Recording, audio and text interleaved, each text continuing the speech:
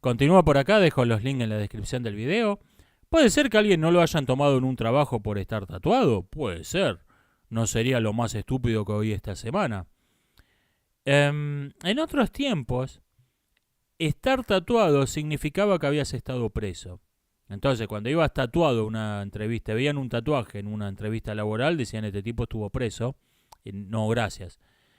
Y hubo una ventana de tiempo en que los tatuajes se empezaron a volver comunes, se empezaron a popularizar, y había gente que seguía pensando así, que tatuaje igual cárcel. No sé si quedará algún dinosaurio todavía que crea esto. Podría ser. Me suena más probable que a este tipo no lo tomaron porque no estaba calificado para el puesto y dijo, oh, me discriminaron por estar tatuado. Esa me suena más la hipótesis más probable. Me igual que ese discurso feministoide de los hombres no soportan una mujer fuerte e independiente porque los hace sentir emasculados. Pregunta para la audiencia masculina, 94% de los seguidores del canal según YouTube. ¿Alguno de ustedes razona así? Supongamos que viene la actriz Gal Gadot, la que hace de la Mujer Maravilla, y le dice, hola, estoy más buena que el arroz con leche y me quiero acostar con vos, pero te tengo que avisar que soy una mujer muy fuerte, independiente y libre. Que le dice, ah, qué asco, no, gracias. No suena, no me suena creíble, ¿qué quiere que le diga? Me suena que no está tan buena la que dice eso y dice, ah, que los hombres no soportan una mujer fuerte e independiente. Sí, la soportan si está buena. Eh, Me preguntan cómo escribir personajes femeninos, tema que mencioné en el video anterior, hablando de lo malo que son los tutoriales que hablan de este tema. Bueno, me tuve que poner a pensar en este tema por mi cuenta, porque repito, no encontré un tutorial que me sirviera para nada, de canales de literatura. Encontré un montón de tutoriales sobre cómo mostrar que sos re progre con tus personajes femeninos, pero ninguno que sirviera.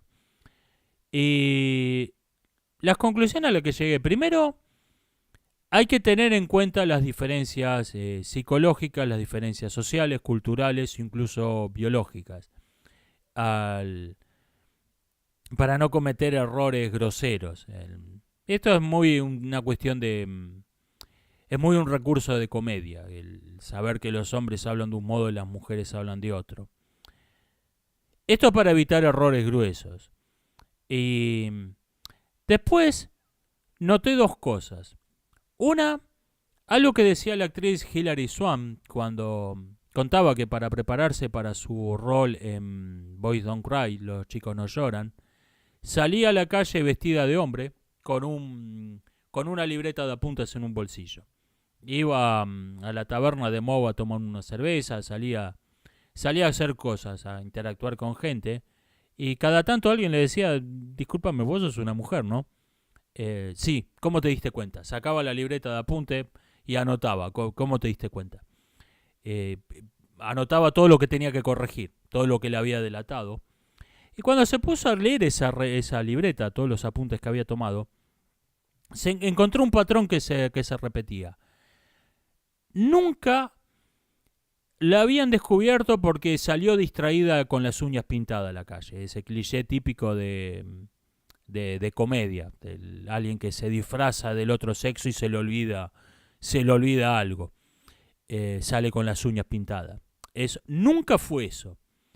Siempre la descubrieron por algo que se veía fake. O sea, algo masculino que se veía fake. Se veía artificial, se veía exagerado. Y yo creo que este es lo que se puede extraer de este experimento es no te pases de rosca. O sea, por ejemplo, sos un varón que está escribiendo un personaje femenino, no te pases de rosca o no vas a ser una mujer, vas a ser un travesti. Ese es el primer consejo, no te pases de rosca. Ten en cuenta las diferencias, pero no te pases de largo. Y la segunda que noté, buscando ejemplos bien escritos, lo que noté es que El, el mundo en que transcurre una historia tiene un género. No un género literario. Tiene un género, es masculino o femenino. Y necesariamente tus personajes van a...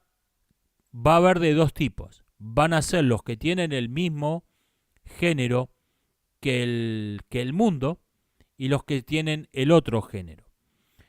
Y tu mundo es masculino o es femenino. Entonces, al escribir personajes masculinos o femeninos, tenés que saber que si tu mundo es masculino o femenino. En mi caso esto fue fácil, esto fue lo más fácil del mundo, una guerra, masculino, punto. A veces no es tan obvio, a veces no es tan obvio. El género del mundo no está dictaminado por la cantidad de personas, de personajes del mismo sexo que forman parte de él. Puede ser, un mundo puede ser masculino, aunque la mayoría de los personajes sean mujeres o viceversa.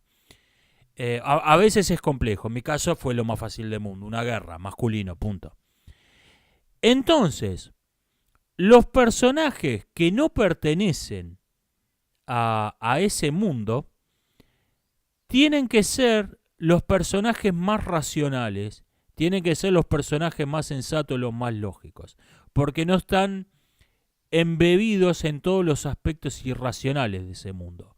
O sea, lo están viendo como un antropólogo ve un ritual en una isla polinesia. No forman parte de todo lo irracional, de todo lo místico de ese mundo. Entonces tienen que ser, tus personajes tienen que ser la voz de la razón. Por ejemplo, cuando tu historia es básicamente un debate, hay gente que, por ejemplo, usás el dilema del tranvía para crear una historia, un recurso muy, muy frecuente. La alternativa 1, accionás la palanca, alternativa 2, no. ¿Cuál es la opción femenina? ¿Cuál de estas actividades es más, cuál de estas opciones es masculina y cuál es femenina? Por ejemplo, en Sófocles, Edipo Rey, fatalismo versus libre albedrío. Fatalista Tiresias, un hombre, libre albedrío Yocasta, una mujer. Antígona, el derecho positivo versus el derecho natural. El derecho natural, Antígona, una mujer. El derecho positivo, Clodio creo que se llama, el rey, un hombre. No es casual la elección no es casual, no es circunstancial que esos personajes tengan un sexo específico. Coincide con la decisión que toman. Este me parece que es el rasgo importante. Tenés que decidir si tu mundo es masculino o es femenino. Esto ya complicándonos un poco más, a veces el personaje que encaja o que no encaja no corresponde con su sexo. Esto es un poco más complicado. Un personaje puede ser masculino aunque sea una mujer. Por ejemplo, en mi novela hay un personaje que es una guerrera tribal del norte de Europa que la vendieron como esclavo en Sicilia y se unió a una rebelión de esclavos. Ese es un personaje masculino, pertenece a ese mundo, no importa que sea una mujer. Y viceversa, un personaje varón puede ser femenino.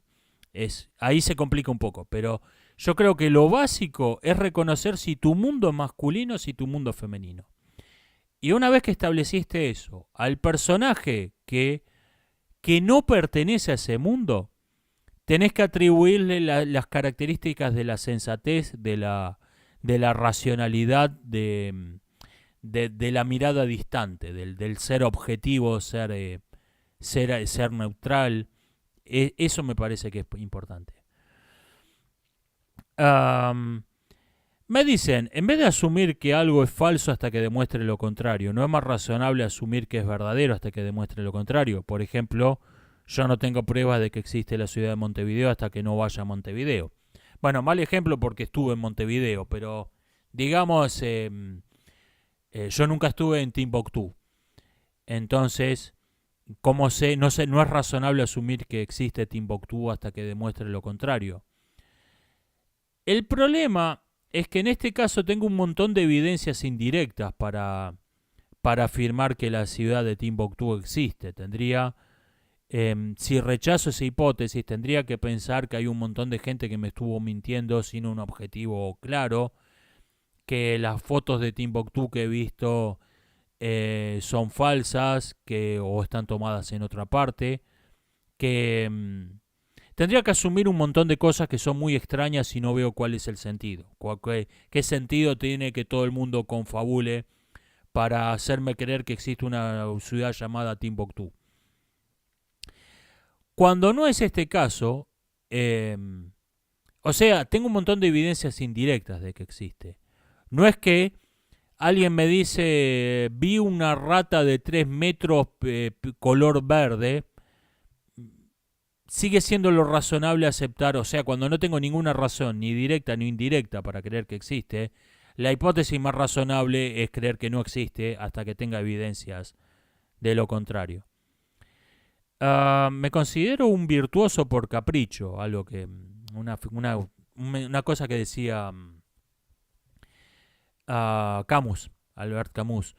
El virtuoso por capricho. En un universo absurdo, ¿se puede ser virtuoso por capricho? No, de ningún modo.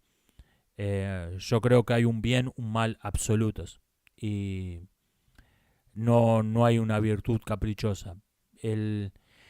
Sí lo considero y me resulta interesante esta idea del absurdismo del virtuoso por capricho, para rechazar un sofisma muy común del amoralismo, del relativismo moral, y es que no hay ninguna razón para hacer el bien y no el mal, por lo tanto debes hacer el mal. ¿Por qué? Si no hay ninguna razón, ¿por qué debería... ¿por qué alguien no podría ser virtuoso simplemente por capricho? ¿Por qué debería ser malo? ¿Por qué debería comportarse de modo inmoral? Esto es me parece un argumento interesante para rechazar ese sofisma. Pero no me considero un virtuoso por capricho. No soy un absurdista. Yo creo que hay un bien y un mal absolutos. ¿Cómo distinguir una verdadera filtración de una filtración falsa? Me pregunto, una filtración de información, obviamente estamos hablando. No es fácil. Yo creo que el indicio que más le tiene que hacer sospechar es por qué está esta gente hablando de esto. Lo mismo que lo que se llama la disidencia controlada. ¿Por qué está esta gente difundiendo esto? Cuando uno ve que una filtración la está difundiendo la gente que debería estar tratando de silenciarla, ¿por qué CNN está hablando una hora de una filtración que perjudica al Partido Demócrata? No tiene sentido. No tiene sentido. Eso, en una filtración verdadera, eso tendría que ser trending topic en Get There, y CNN tendría que estar diciendo la nueva ridícula teoría de conspiración de la extrema derecha. No tiene sentido que la gente que debería estar tratando de silenciarlo, de desmentirlo, de ridiculizarlo, sea la que lo está difundiendo. Eso es propio de una filtración falsa. No es fácil, no es fácil. Y voy a ir cortando por acá, nos estamos viendo hasta la próxima.